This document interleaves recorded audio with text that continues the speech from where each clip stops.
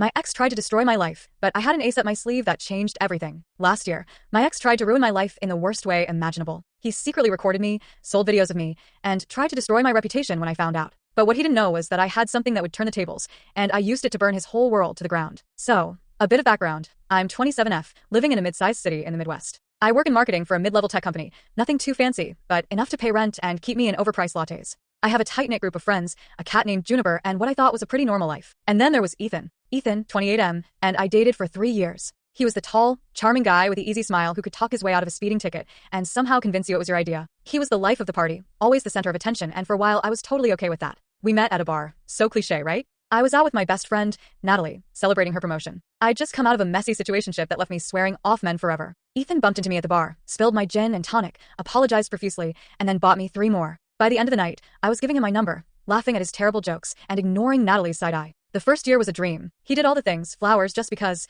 surprise weekend getaways, little love notes in my lunch bag. He called me his queen. Yeah, I cringe now too. He told me he wanted to marry me, have kids, buy a house, the whole suburban fantasy. I ate it up. I'd grown up on rom-coms and Disney, of course I did. But somewhere around year 2, the shine started to wear off. The flowers stopped. The jokes got meaner. The queen turned into psycho. If I asked where he'd been when he didn't come home until 4 a.m., he was always working late or with the guys. If I questioned it, I was smothering him. If I didn't question it, I was cold and distant. I couldn't win. Still, I stayed. God, I wish I could go back and shake myself. But you know how it is. You keep telling yourself it'll get better, that you're overreacting, that you're crazy, just like he says you are. Anyway, the real shitstorm started one night last November. It was a Wednesday. I remember because I'd just gotten home from trivia night with Natalie. I walked into our apartment, and the lights were off, which wasn't weird. Ethan's car wasn't in the lot, which also wasn't weird. I went to the bedroom to change, and that's when I saw it. His laptop, open on the bed. I don't know what possessed me. I'm not a snooper, or at least I wasn't. But something in my gut twisted when I saw that screen glowing in the dark room. I sat down, told myself I'd just peek. Just a quick peek. I wish I hadn't, but I'm also glad I did. Because that's when I found the folder. It was titled Projects. Harmless enough, right? Except inside were dozens of screenshots, videos, even audio clips. All of me. Some were normal, me cooking dinner, watching TV, folding laundry. But some were not. Some were taken when I didn't know he was home. Some were taken when I was asleep. Some were videos of us, together, filmed without my knowledge. I felt sick. My ears were ringing. I couldn't even process it fully, my body just went cold. I clicked through more folders. I found emails. He'd been sending this stuff to people, some weird encrypted email addresses I didn't recognize. And the worst part? He was talking about me like I was a product. There were messages negotiating prices. Like I was something he could sell. I remember just sitting there, staring at the screen, my hands over my mouth. I didn't cry. I think I was too shocked to cry. I just remember this icy calm settling over me. Then I heard his key in the lock. I slammed the laptop shut, tossed it back on the bed, and pretended I'd been changing clothes. Ethan came in all smiles, smelling like cheap whiskey and expensive cologne. He kissed my forehead like nothing was wrong. I think he knew, though. He must have known, because when I pulled back, his eyes flicked to the laptop and then back to me. He smiled wider. You okay, babe? He asked. His voice was all honey, but his eyes were like knives.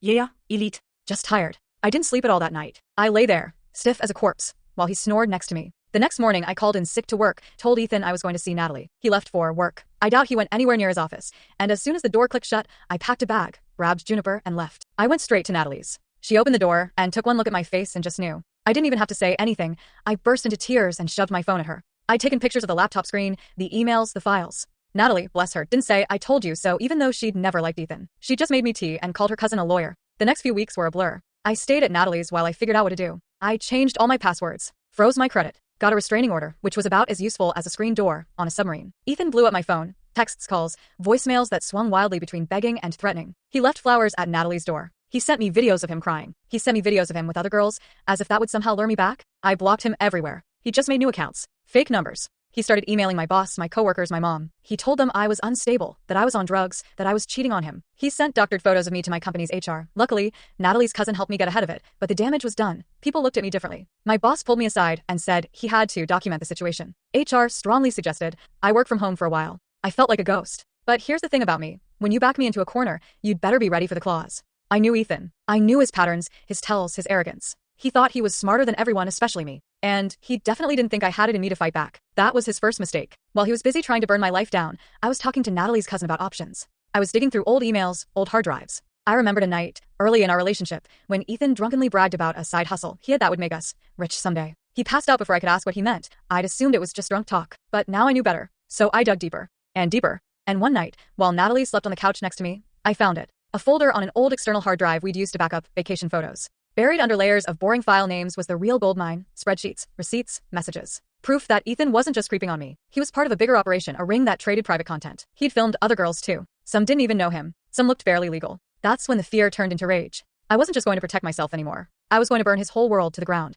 And that's when I remembered my ace up my sleeve. Something Ethan didn't know I still had. Something that would change everything. For me, and for him. But I'll get to that. This is already long, and I haven't even scratched the surface. If you guys want part 2, let me know. I promise it only gets crazier from here. Hey Reddit. Back again. Thanks to everyone who read part 1 and messaged me. Your comments made me laugh, cry, and feel braver than I have in months. So here's part 2. I promised it gets crazier, and it does. So where was I? Right. I just found the folder. The real folder. The one with all the dirty secrets Ethan never thought I'd dig up. I spent that entire night hunched over my laptop, Juniper curled next to me like my tiny furry emotional support animal. Natalie kept waking up and mumbling, "Are you still working on that?" I just nod and keep typing. I made copies, lots of them, flash drives, cloud backups, even an encrypted copy I hid in an email draft under a fake account. Paranoid? Maybe. But I knew Ethan, if he ever found out I had this, he'd do more than just trash my reputation. The next morning, Natalie made me coffee and sat down across from me at her tiny IKEA table. "So, what's the plan?" she asked. She had that look, the one she got when she was about to negotiate a raise or shut down a creepy guy at the bar. Natalie doesn't play around. I took a sip of my coffee, which tasted like burnt dirt but was the only thing keeping me upright.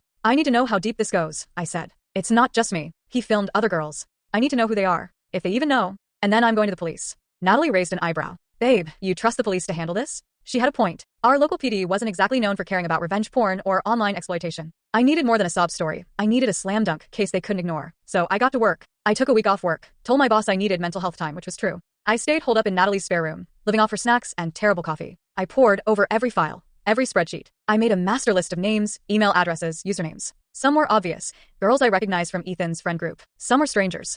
A few were just usernames, but the messages and payment logs told me what I needed to know. I was terrified, but I was also laser-focused. I called Natalie's cousin, the lawyer, almost every day. She connected me with a friend who worked in cybercrime law. I told him everything. He listened, really listened, and told me he'd help me make sure Ethan didn't just walk away from this. But the real problem was Ethan himself. He was still lurking, like a cockroach you can't squash. He'd started showing up at places he knew I liked, my favorite coffee shop, the bookstore down the street. I'd see him standing there pretending to browse, always just close enough that I knew he wanted me to see him. It was like he wanted to remind me he could get to me anytime he wanted. And then came the text that pushed me over the edge. It was a Tuesday afternoon. Natalie was at work. I was sitting at her kitchen counter, eating cold pizza and scrolling through more files, when my phone lit up with an unknown number. I almost ignored it, but curiosity got me. The text just said, "You're making this harder than it needs to be. Come home, and I'll forgive you." Forgive me? The audacity made me laugh, this sharp, humorless bark that scared Juniper off my lap. I stared at the message for a long time, thumb hovering over a block number. But then another text came through. "You think you're so smart. You're not. Don't test me." Something snapped inside me. I'd spent weeks hiding, jumping every time I heard a knock at the door, flinching when my phone buzzed. But in that moment, I felt this cold, burning clarity. He thought he could scare me back into line. He thought I'd roll over and beg him to stop. He had no idea who he was dealing with anymore. So I called him, first time in weeks. He answered on the first ring. "Hey baby," he said, voice dripping fake sweetness. "Changed your mind?" "Ethan," I said, and my voice didn't even shake. "I'm still proud of that. I know what you've been doing. I know about the other girls. I know about the money. I have everything. So here's what's going to happen. You're going to stay the hell away from me. If you don't, I'm going to the cops, the FBI, the news if I have to. Do you understand?" He was quiet for a second. Then he laughed, this low, mocking laugh. "You think anyone's gonna believe you? You're nothing, babe. You're a crazy ex who can't move on. They'll believe me before they believe you." And then he hung up. I stared at my phone until the screen went black. Then I took a deep breath and did something I never thought I'd do. I called my mom. My mom and I have always had a complicated relationship. She's old school, super Catholic, believes a woman's place is to make things work no matter what. She'd always liked Ethan, thought he was a good provider and so charming. But I couldn't do this alone anymore. I needed backup. She answered on the second ring, probably surprised to see my name pop up. We made awkward small talk for a few minutes, her telling me about church, asking if I was still working that silly marketing job. And then I told her everything. Not the details. I couldn't bear to say them out loud. But enough. Enough for her to understand. To my surprise, she didn't lecture me. Didn't ask what I did to drive him away. She just got very, very quiet. Then she said, "Come home. Just for a little while. We'll figure this out." So I did. I packed up my laptop, my files, Juniper in her carrier, and Natalie drove me the 2 hours to my mom's house. Going back felt like stepping into a time capsule. Same faded floral couch, same fridge magnets from 1998, same smell of pot roast and lemon cleaner. But it was safe. Ethan wouldn't dare show his face there. My mom might be old school, but she's not soft when she's angry. And she was angry. While I was there, I kept digging. I reached out to one of the girls I recognized in the videos, a girl named Marissa I'd met once at one of Ethan's parties. I found her on Instagram and sent her a message. "Hey, I know this is random, but I really need to talk to you. It's about Ethan." I didn't expect her to respond, but she did, within 10 minutes. What did that asshole do now? Turns out, I wasn't the first girl to find out what Ethan was up to. Marissa told me he'd filmed her, too. She'd caught him once, with his phone propped on a dresser, while they hooked up at a party. She'd screamed, smashed his phone, and he'd gaslit her into thinking she was paranoid. She dropped him and moved on, but she had no idea he'd saved backups. When I told her what I'd found, she lost it. She wasn't scared. She was furious. She told me she'd testify, talk to the cops, the press, whoever. She even knew 2 other girls who'd probably do the same. So now I had my leverage. I wasn't alone. It wasn't my word against his anymore. While all this was happening, Ethan's harassment ramped up. He started sending me money, random Venmo payments with creepy notes like, "For your silence," or "Miss you, babe." I screenshotted every single one. Natalie's cousin told me not to block him. Every message was more evidence. One night, around 2 a.m., my mom shook me awake. She'd heard something outside, someone trying the doorknob. We called the cops, but by the time they came, whoever it was had vanished. We both knew who it was. He was testing the boundary, trying to show me that nowhere was safe. But here's the thing. He didn't know that while he was prowling around my mom's porch, I was finalizing my ace up my sleeve. Remember that folder? The old receipts, the logs, the emails? One of the files was a stupid little text file named crypto_wallets.txt. Ethan fancied himself a Bitcoin bro. He used crypto to move money for privacy. He thought he was so slick. But he wasn't careful. He'd left a trail of transactions linking him to all the sales he'd made. And here's the kicker. One of the wallet addresses matched a known wallet on an FBI watch list for illicit content trading. My cybercrime contact confirmed it. Ethan wasn't just a creep. He was sloppy enough to connect himself to something way bigger than him. I printed everything out, backed it up 6 ways to Sunday. And then, with Natalie's cousin's help, I called a special agent from the local FBI office. I didn't tell Ethan, obviously. I wanted him to keep feeling untouchable. The day I met with the agent was the day I stopped feeling scared. I sat in this bland government building, shaking hands with a woman who looked like she'd seen every flavor of human depravity, and she listened. She took my files. She asked questions. She didn't roll her eyes or brush me off. She looked me in the eye and said, "We'll take it from here." When I left that building, I stood in the parking lot and laughed for the first time in months. Not because it was over, far from it, but because for the first time, I knew I wasn't alone in this fight. I wish I could say that was the end, that the feds swooped in, and Ethan got what he deserved overnight. But that's not how these things go. He didn't know yet. He was still out there playing his games, sending me threats and love notes in the same breath. He had no idea that every step he took was just digging his grave deeper. And I was going to enjoy watching him fall in. I'll stop here for now. This is getting long again. If you want part 3, you know what to do. Trust me, you'll want to see what Ethan does next. He wasn't going down without a fight, but neither was I. Hey Hedge. Back again, because apparently I'm incapable of telling a short story, but I guess none of you mind. So here's part 3.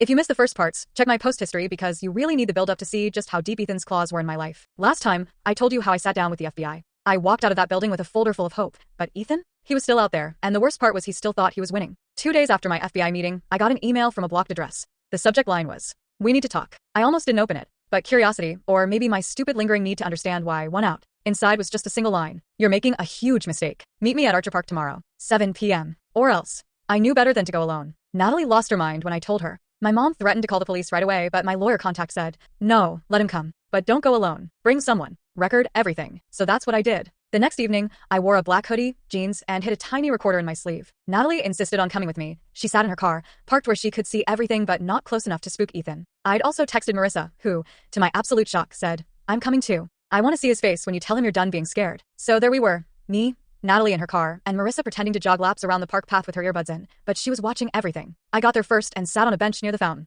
The sun was setting, and Archer Park looked almost pretty. Kids running around, a dad teaching his daughter how to ride her bike. It all felt so normal, like maybe I was imagining the monster in my life. Then I saw him. Ethan always had this air about him, like he knew every eye was on him. He swaggered up to me, all expensive jacket and forced grin. For a second, I felt that old knot in my stomach, the one that used to twist when he'd brush hair from my face and whisper, "Don't worry, baby. I've got you." Except now I knew exactly what he was holding me for. He sat down next to me without asking, close enough that I could smell his cologne, the same one he'd used the whole 3 years we were together. I almost gagged. "You look good," he said, like we were just 2 exes catching up. "How's your mom?" I didn't answer that. I leaned back, crossing my arms to keep my recorder hidden. "What do you want, Ethan?" "You're going to drop this," he said finally, voice low and cold. "You're going to tell your little lawyer friend you were lying. You're going to delete everything. Or I swear to God, I'll ruin you in ways you can't imagine." Behind him, I saw Marissa pause her fake jogging. She gave me this tiny nod, like, "You got this." I turned back to Ethan and said, "I'm not dropping anything. And you know what? Every threat you make is just more proof. So go ahead, ruin me. I dare you." For a split second, I saw it, the mask slipping, the cold,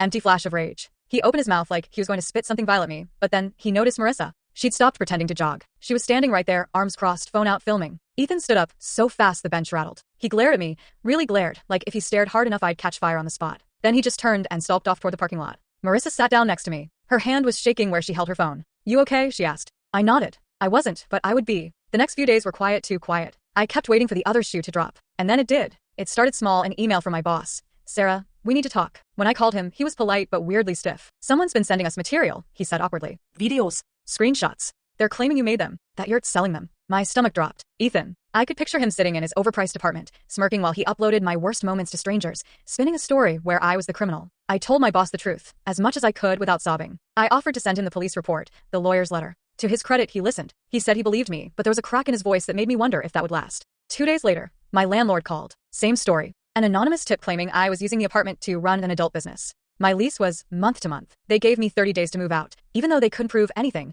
they didn't want trouble. I called Natalie in tears. He's trying to erase me, I said. He's trying to make me toxic so no one wants me around. She told me to pack my stuff. You're coming back to mine, she said. And if he comes near you, we'll make sure he regrets it. By now, Marissa and I were talking every day. She put me in touch with 2 more women. One of them, Kelsey, was only 19. She'd met Ethan on a dating app. He told her she was too pretty to waste her looks on college. He'd filmed her too, of course. She cried on the phone for an hour when she realized I wasn't lying. We were building a chain, all of us. A sisterhood of his victims. We started calling ourselves The List. We had a group chat where we'd share screenshots, receipts, anything we could find. And while Ethan was busy trying to ruin my life, we were putting together the news. The final push came from the unlikeliest place, his own damn phone bill. Marissa's friend worked at a cell store. Totally by accident, she spotted Ethan's name when he came in to upgrade his phone. She knew about The List, so she peeked at his account. She found messages, lots of them. He'd been sloppy, sending files through unencrypted text sometimes when his shady crypto channels were down. He hadn't wiped his old phone properly either. She tipped me off. I called my FBI contact the second I had it. They got a warrant for his devices. A week later, they raided his place. They found multiple hard drives, a second phone full of explicit videos, plus a logbook with names, prices, and usernames.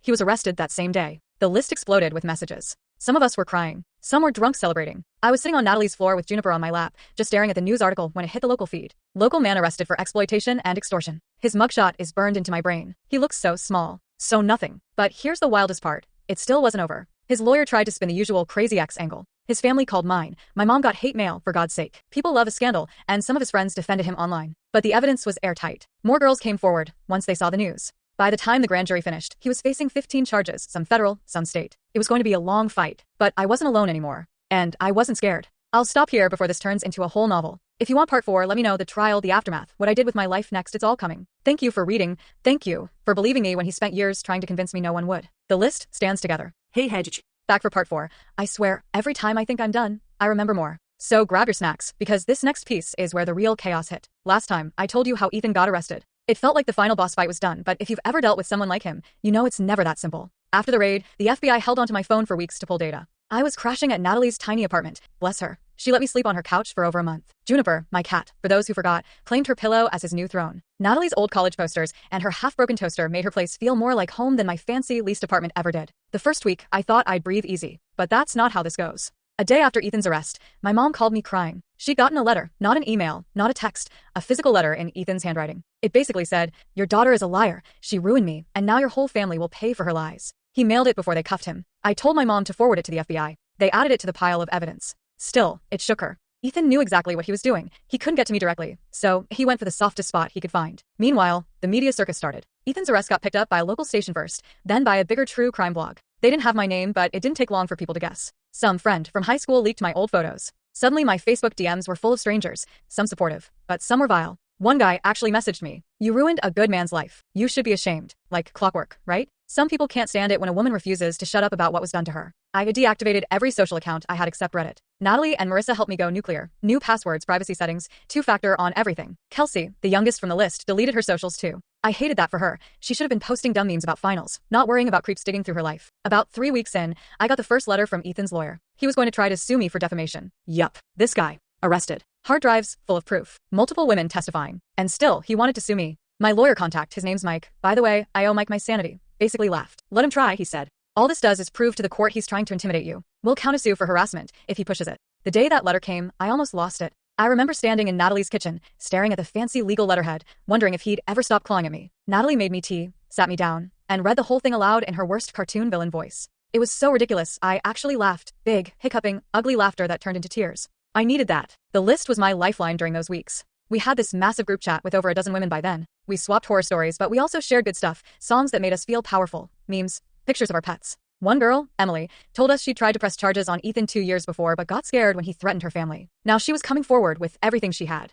Another, Paige, found old screenshots of him bragging to a buddy about how easy it was to blackmail girls. Piece by piece, we were building the story the DA needed. Ethan wasn't a misunderstood ex. He was a predator with a pattern. Then came the pretrial hearing. I was terrified. I hadn't seen Ethan since the park. Now I had to sit in a courtroom maybe 30 feet away while lawyers argued about whether there was enough evidence for a full trial. Natalie came with me. Marissa too. And 3 other girls from the list. We sat together. A tiny row of solidarity in uncomfortable chairs. When they brought him in, my stomach flipped. He was wearing an orange jumpsuit, hands cuffed, hair a mess. For a split second, he looked at me, and I swear he smirked. The DA laid out the basics, the videos, the threats, the fake porn leaks, the intimidation. Ethan's lawyer tried to paint him as the victim, an ambitious young man targeted by jealous exes. They said I made it all up because I couldn't let go. But the judge wasn't buying it. After the hearing, the DA leaned over to me and said, he's not getting out of this. Still, they wouldn't deny bail. Ethan's parents put up the money, so 2 days later, he was out, under house arrest, ankle monitor, all that. But he was out. When I found out, I locked myself in the bathroom at Natalie's place and threw up. This next part is where my ace up my sleeve really showed its worth. Remember how I said I worked in tech? I didn't just have basic digital skills.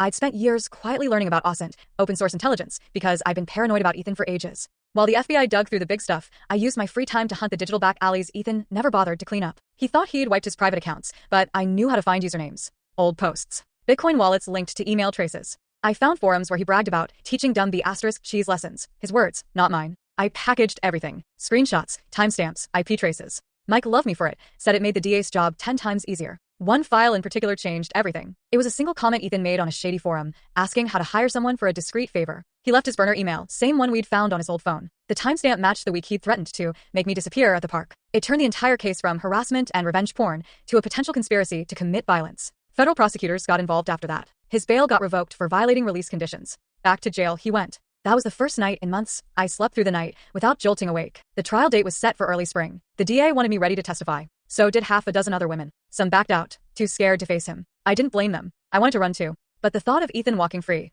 the thought of him doing this to someone else, that burned hotter than my fear. The month leading up to trial, I spent every day prepping, statement after statement, reviewing files, reliving every awful thing he'd done to me, not to wallow, but so I could tell the story in court without flinching. It was the hardest thing I've ever done. Some nights I'd wake up drenched in sweat because I dreamed he was standing over my bed. Natalie would sleep on the floor next to me on those nights. She joked that if Ethan tried anything, she'd fight him with her slipper. I believed her. I know this is getting long, but I promise details. So, here's a moment I've never told anyone except the list. 2 days before the trial, my mom called me at 2 a.m. She'd found an envelope taped to her mailbox. Inside was a single photo, me at a cafe, with Juniper on my lap. It was recent. Someone had followed me. I gave it to the DA. They said they'd push for that too. More proof Ethan was pulling strings even behind bars. He'd made the mistake of hiring idiots. The guy who left the photo confessed immediately when the feds leaned on him. The night before the trial, I didn't sleep. I lay on Natalie's couch with Juniper curled on my chest, scrolling through old photos of myself. I barely recognized the girl from 3 years ago. So small, so desperate to be loved by a man who hated everything about her. Now that girl was gone. I was still scared,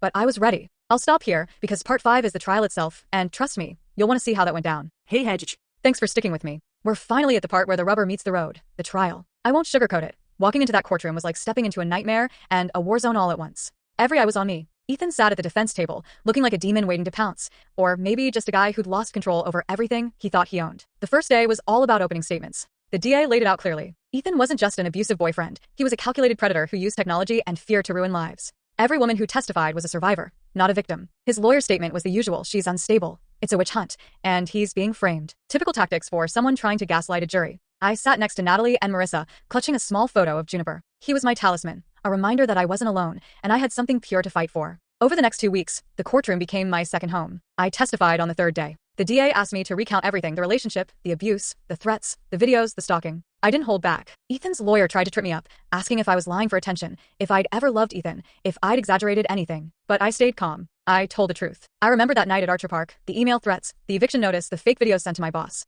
I explained how Ethan thought he owned me, how he tried to erase my identity. When the judge asked if I'd felt scared, I nodded. Every day, I said. The courtroom was silent. Other women testified too, some barely able to speak without breaking down, others fierce and defiant. Each story chipped away at Ethan's defenses. One woman, Emily, told about how he'd threatened her little sister. Another, Paige, showed the jury screenshots of his bragging. Marissa read a victim impact statement that left more than a few people wiping tears. She called Ethan out for what he was, a coward who preyed on women's fear. But Ethan's side fought dirty. They called character witnesses, family members, old friends, even one of his ex-girlfriends who claimed he was just misunderstood. They tried to paint me and the others as manipulative, revenge-seeking. At one point, his lawyer presented some old texts of mine, twisted out of context, to imply I was the unstable one. The judge allowed it, and I almost lost it, but Natalie whispered, "You're stronger than this." The best part, and honestly, the part that sealed the case, was the digital evidence. Thanks to my ace in my sleeve, remember all the awesome I did? The DA was able to show the jury Ethan's own words, the forum posts, the burner emails, the logbooks, the videos. They played clips of his own confession on the shady forum, teaching lessons, making them pay. You could see the jury's faces change. Even his lawyer looked a little pale. By the final week, Ethan's desperation was visible. He'd lost weight. He stopped making eye contact. On the last day, he took the stand himself. It was surreal. The man who haunted my nights was now shrinking under the judge's gaze. He denied everything, called the women liars, said it was a conspiracy. But his testimony crumbled under cross-examination. The DA laid out contradictions, inconsistencies, and the mountain of evidence. When the jury retired to deliberate, my heart felt like it was about to burst. 3 days later, the verdict came back, guilty on all counts. The courtroom erupted. I sat there, stunned, clutching Juniper's photo, tears streaming down my face. Ethan was sentenced to 12 years, minimum. No parole for the first 8. I remember walking out of that courtroom into the spring sunlight. For the first time in years, I felt free. The battle had been long and brutal, but I won. I hope this part gave you the closure you wanted on the trial, but I'm not done yet. There's still what happened after the trial, how I rebuilt my life, and what I did with the list. Let me know if you want part 6. Hey Reddit, if you thought the trial was the end, I have some news. It was just the beginning of rebuilding. And let me tell you, picking up the pieces was not easy. Right after the verdict, I expected relief. I got a strange mix of freedom and exhaustion that felt like I'd run a marathon in my sleep. I took a few weeks off work, thank God for a supportive boss, and retreated to Natalie's place with Juniper. My apartment? It was gone. Ethan had trashed it in his final weeks before arrest, and my landlord wouldn't renew my lease. It was a fresh start, but also a reminder of everything lost. I felt like I was starting from scratch with the emotional baggage of a dozen nightmares strapped to my back. The list became more than just a support group. It became my family. If you're reading this and going through something similar, please know you're not alone. There is hope, there is help, and there is light after the darkness. I'm going to keep sharing the rest of the story, including how I helped the list grow into a movement, the backlash we faced, and the unexpected twists after Ethan's sentence. Let me know if you want part 7. Part 7. The list becomes a movement. Hey Hedge. Thanks for following along. Picking up the pieces was just the start. Now I want to tell you how the list grew into something much bigger than just a group chat. After the trial, the women in the list wanted to do more. We didn't want anyone else to feel as isolated as we did. So we started planning ways to raise awareness about digital abuse, stalking, and harassment. Marissa, who always had a knack for organizing, suggested launching a website, a place where survivors could share stories safely, get resources, and connect with legal help. It was chaotic at first. We had no budget, just passion and determination. We pooled our skills. Some were writers, some graphic designers, others knew law or tech. We built a site from scratch, with guides on online safety, how to report harassment, and even self-defense tips. Within weeks, the list's website was live. What shocked us was how quickly people found us. Emails poured in from all over the country. Women and some men who shared similar stories, who wanted help, who wanted to fight back. We got media attention too, a few local news spots, then a national podcast reached out for interviews. Suddenly, the list wasn't just a group chat anymore, it was a movement. But with visibility came backlash. We started getting hate mail, threats, and attempts to hack our website. Some trolls dug up our personal info, trying to intimidate us into silence. Ethan's supporters made accounts to smear our names online. It was exhausting and, at times, terrifying. But we stood firm. We supported each other. We reported everything to the authorities. Along the way, we partnered with nonprofits focused on women's safety, cybersecurity firms, and legal advocacy groups. We even helped draft a bill to strengthen protections for digital stalking victims in our state. It's not law yet, but we're getting there. Most importantly, the list gave survivors a voice and a community. I still get messages from women saying, "Your story saved me," or, "Thanks to the list, I finally felt brave enough to get help." That means everything. If you're dealing with abuse, please know there's help. You don't have to face it alone. And if you want, I can share resources or even help you get connected with groups like the list. The story isn't over yet. There's more about the backlash, how Ethan's family tried to manipulate the system after his conviction, and a surprising twist that almost broke us. Hit me up for part 8 if you want to hear the rest. The list was growing, but so was the heat. As we gained more attention, the backlash got uglier. Ethan's family, especially his sister, started smearing me publicly. They ran a smear campaign on social media, calling me a liar, a manipulator, someone ruining their brother's reputation. They even hired a PR firm to try to discredit me. It was surreal. People I barely knew were messaging me with hateful comments, and worse, some started sending death threats. But here's the thing, instead of breaking us, it galvanized us. We documented every threat, every lie, every attack. We worked with law enforcement to pursue restraining orders and cybercrime investigations. The list became a shield, a collective force that refused to be silenced. I also started speaking at schools and workplaces, educating people about digital abuse and how to recognize red flags early. Slowly but surely, our community turned from survivors into warriors. Around a year after Ethan's conviction, things got strange. His family filed multiple appeals, trying to reopen the case. They pushed conspiracy theories in the media, claiming I planted evidence that the trial was unfair. It was exhausting having to relive everything all over again. But Mike, my lawyer, was solid. We had airtight evidence, and the appeals kept getting dismissed. Then, the biggest surprise, Ethan's father reached out privately. He wanted to meet. I was skeptical but agreed, mostly because I wanted to understand what they wanted. The meeting was tense. His father admitted their family had made mistakes, but he insisted Ethan was still innocent. He asked if we could find some way to resolve things quietly. I told him no. There was no resolution without justice. Fast forward to today, Ethan is serving his sentence. The list has grown into a nationwide nonprofit, and I found peace. I still carry scars, but I'm stronger. I'm proud of how far I've come. Most importantly, I learned that sometimes the most powerful ace up your sleeve isn't a secret or evidence. It's your own voice and the people who believe you. If you're going through something like this, please reach out. You don't have to fight alone. Thank you all for reading my story. I hope it helps someone out there.